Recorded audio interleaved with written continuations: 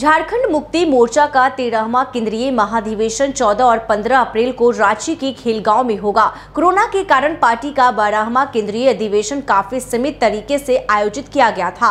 इस बार पार्टी 13वां केंद्रीय अधिवेशन बड़े पैमाने पर करने की तैयारी कर रही है, जिसमें झारखंड के अलावा 8 से 10 अन्य राज्यों के झामुमो पदाधिकारियों के भी शामिल होने की उम्मीद है। बड़े पैमाने पर होने वाले केंद्रीय अधिवेशन के लिए केंद्रीय अध्यक्ष के निर्देश पर कई कमेटियों का गठन भी किया गया है और उन्हें अलग अलग जिम्मेदारियां भी सौंपी गई है। इन सबके बीच झामुमो कार्यकर्ताओं और आम लोगों में कल्पना सोरेन को लेकर कयास लगाए जा रहे हैं।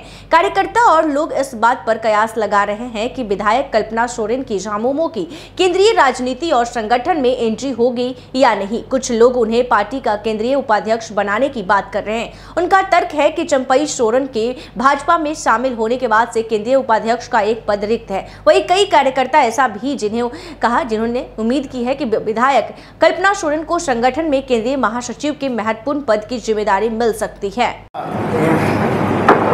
13वां केंद्रीय महाधिवेशन संपन्न होना है और ये महाधिवेशन खेलगांव स्थित हरिवंश टाना भगत स्टेडियम में संपन्न होना है। 14-15 तारीख को झारखंड के अलावा देश के अन्य राज्यों से भी पार्टी के प्रतिनिधि इस महाधिवेशन में भाग लेंगे और चूंकि 14 तारीख को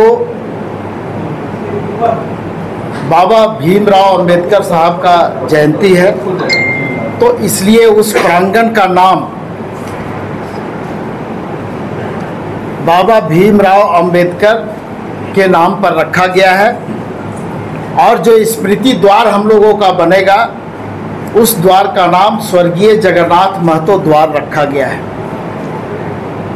और इस आयोजन को लेकर के आज तैयारी समिति की बैठक है। इस तैयारी समिति में 11 सदस्य हैं जो सभी रांची के और माननीय मंत्री चमरा लिंडा जी भी हैं, विधायक अमित महतो जी हैं, विधायक विकास मुंडा जी भी हैं और बाकी सारे लोग यहाँ पर जो उपस्थित हैं इस तैयारी सा स्वागत समिति में है।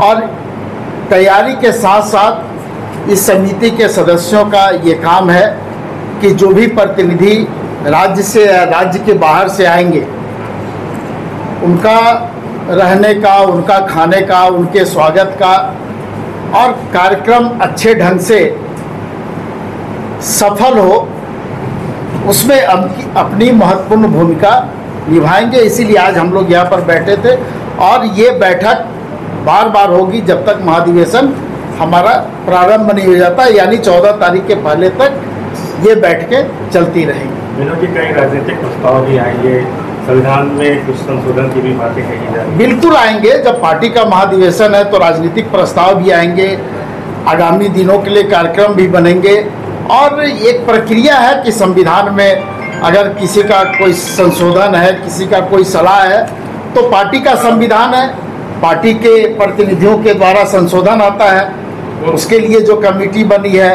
कमेटी के तरफ से भी कुछ संशोधन आता है। तो जो भी संशोधन आया है उसको महाधिवेशन के दरमियान प्रतिनिधियों के समक्ष में रखा जाएगा और प्रतिनिधियों का जो सुझाव आएगा उस पर जो बहस होगा, बहस के बाद जो निर्णय होगा उस निर्णय को संविधान में हम लोग समाहित करेंगे।